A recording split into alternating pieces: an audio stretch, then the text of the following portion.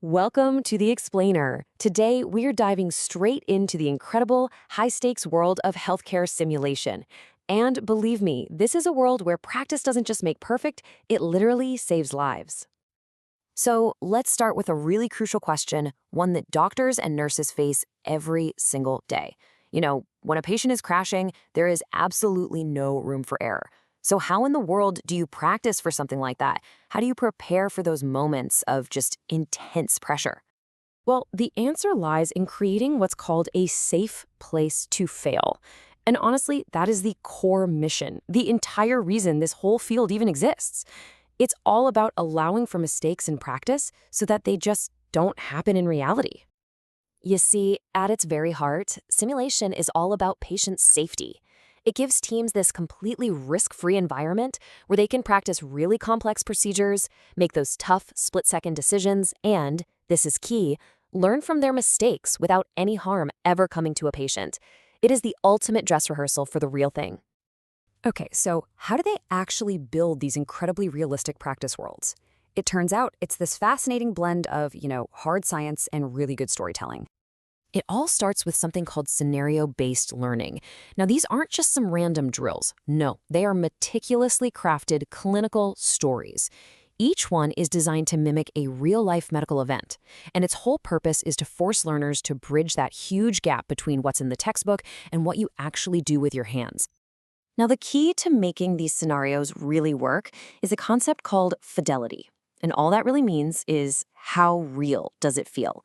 Is the environment, the patient, the equipment, is it all convincing enough to make the person training truly believe they're in that moment?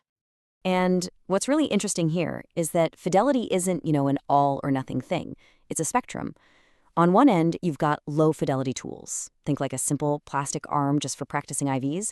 But on the other end, wow, you have these incredibly high fidelity simulators. We're talking about advanced mannequins that can breathe, bleed, have a pulse, and even react to drugs, sometimes inside a completely immersive virtual reality environment. But look, mastering a procedure, that's only one piece of the puzzle, right? You can have the most advanced medical skills on the planet, but they're pretty much useless without effective teamwork and communication. And that, right there, is where simulation really truly shines. This training really targets three key pillars of practice. It's not just about what you do with your hands. It's about how you think, how you work with other people, and how you lead under pressure. All right, first up, you've got clinical competence. This is the absolute foundation. We're talking about honing those hands-on skills, the muscle memory. But just as importantly, it's about the critical thinking behind it all, knowing when to do something and why. Next up is something called interprofessional education, or IPE for short.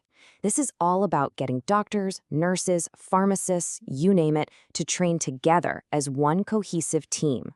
The whole goal here is to break down those old-school, rigid hierarchies so that clear, respectful communication just becomes the default, the norm. And finally, we have non-technical skills. Now, don't let the name fool you. These are the so-called soft skills that are absolutely 100% critical in a crisis. We're talking about things like clear communication, real teamwork, decisive leadership, and just keeping your head on straight and knowing what's going on when everything around you is pure chaos. But here's the real secret to all of this. The simulation itself, the hands-on part, that's only half the story. The deepest, most powerful learning, that actually begins after all the action has stopped. See, it all works because of this really powerful learning loop. It's pretty simple, actually. First, you have the experience in the simulation. Then, you reflect on that experience during something called a debrief. And finally, you refine your skills through deliberate practice, all based on what you just learned.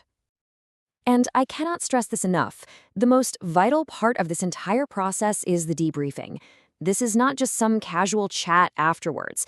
It's a structured, guided conversation where an expert facilitator helps the team really break down their decisions, celebrate what went right, and, this is the big one, safely uncover where the gaps were in their performance.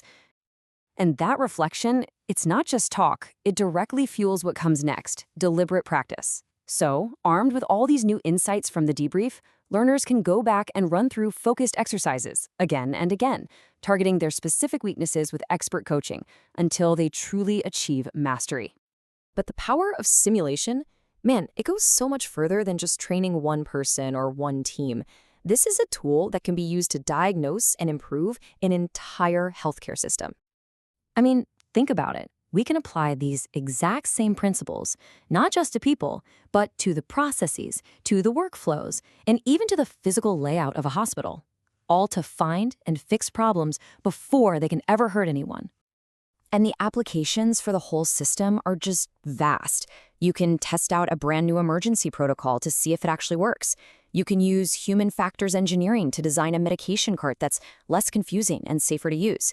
You can even practice those incredibly difficult end-of-life conversations in a controlled, safe setting.